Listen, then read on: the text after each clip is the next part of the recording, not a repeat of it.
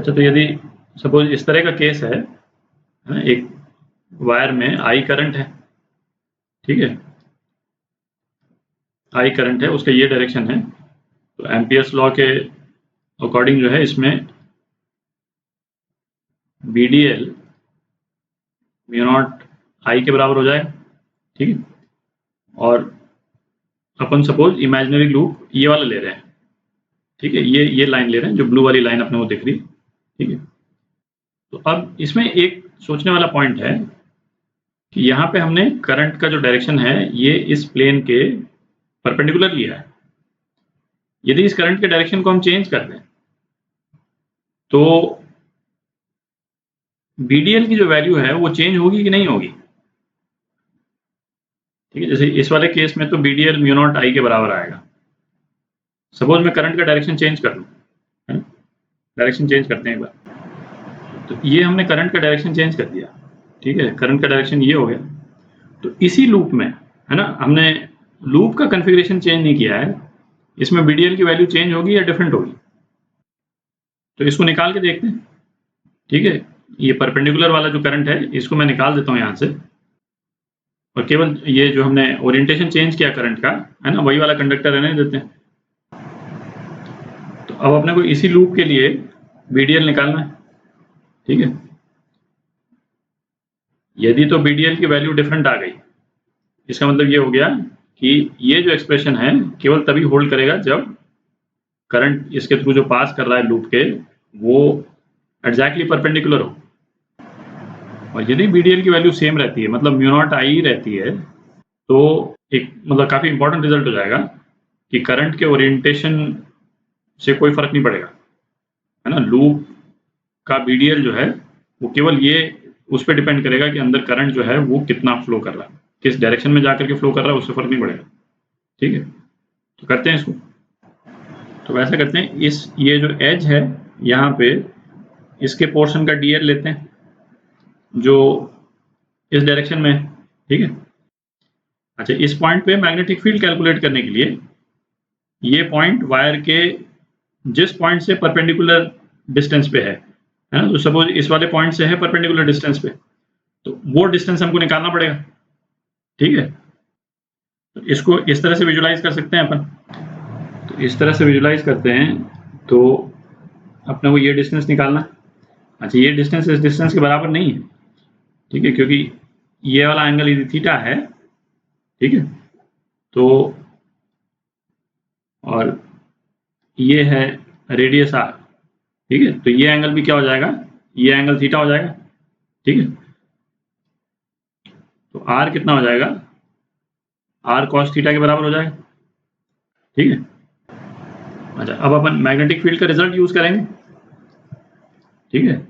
Actually क्या magnetic field नहीं निकाल रहे हैं अपन इस वाले केस में, अपन केवल ये एक निकाल करके देख रहे हैं कि यदि वायर का डायरेक्शन यदि हम चेंज कर दें तो BDL पे कोई फर्क पड़ेगा कि नहीं, ठीक है। तो मैग्नेटिक फील्ड का रिजल्ट यूज करते हैं, mu naught I by 2 pi r, ठीक है, ये r। तो मैग्नेटिक फील्ड क्या हो गया इस वाले पॉइंट पे, mu naught I by 2 pi r cos theta, ठीक।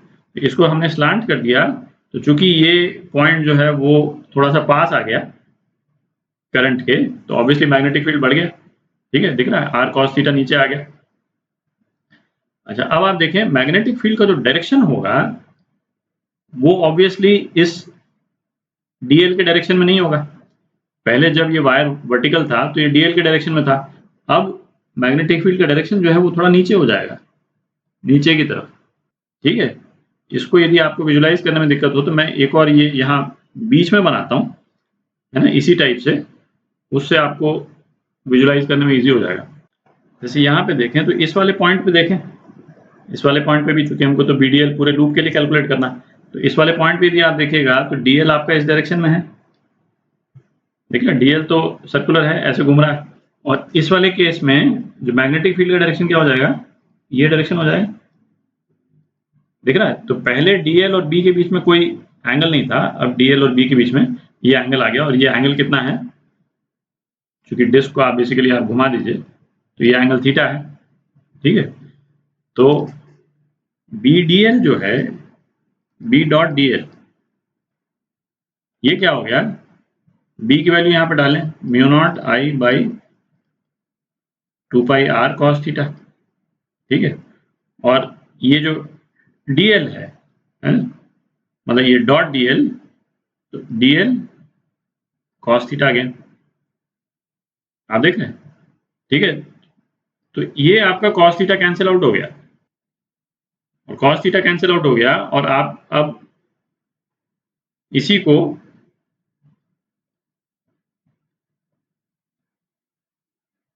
लूप में आप इंटीग्रेट कर दें तो क्या आ जाएगा, म्यू नॉट आई आ जाएगा, ठीक है। पूरे एनालिसिस का रिजल्ट ये निकला कि कोई भी लूप यदि हम लेते हैं, है ना, कोई भी लूप यदि हमने लिया, उसमें से जो भी वायर जा रहा है उसके वायर के डायरेक्शन पे डिपेंड नहीं करता है कि BDL की वैल्यू क्या होगी, ठीक है।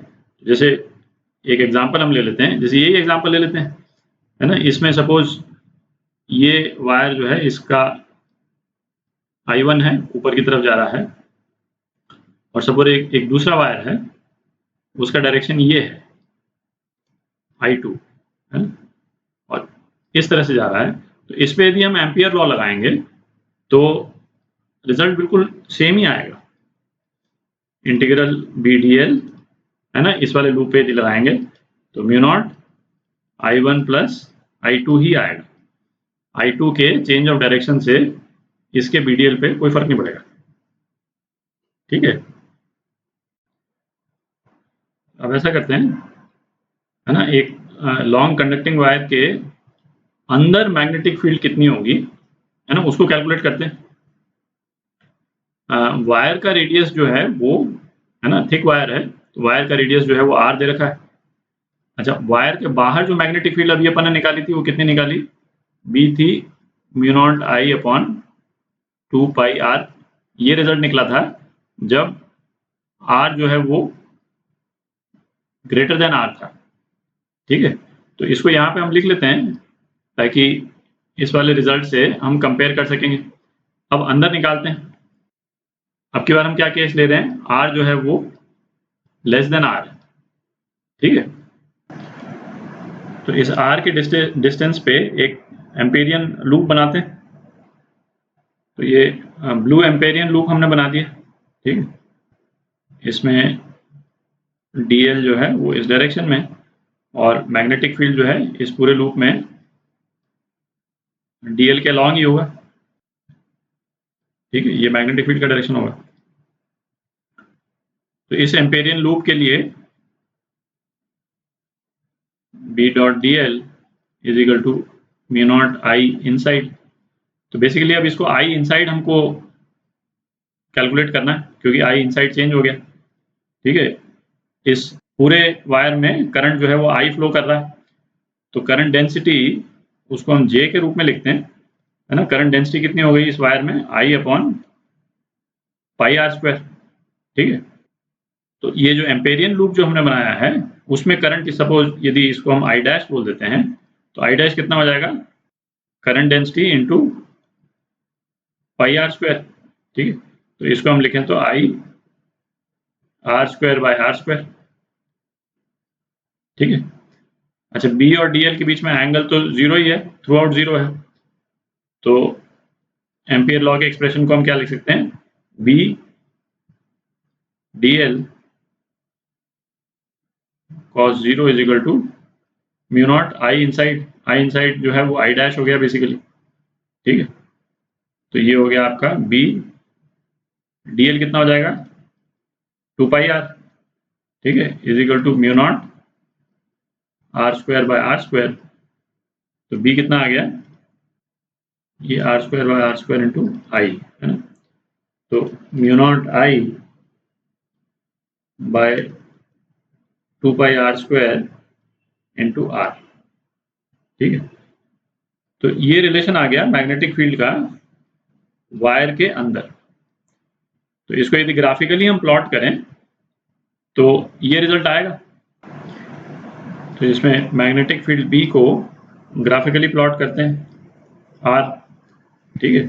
और सपोज ये डिस्टेंस जो है वो r जो वायर का रेडियस है, तो वायर के रेडियस तक तो मैग्नेटिक फील्ड कॉन्टिन्यूसली इंक्रीज कर रही, ठीक है, यहां तक तो कॉन्टिन्यूसली इंक्रीज की है ना रेडियली, और फिर उसके बाद में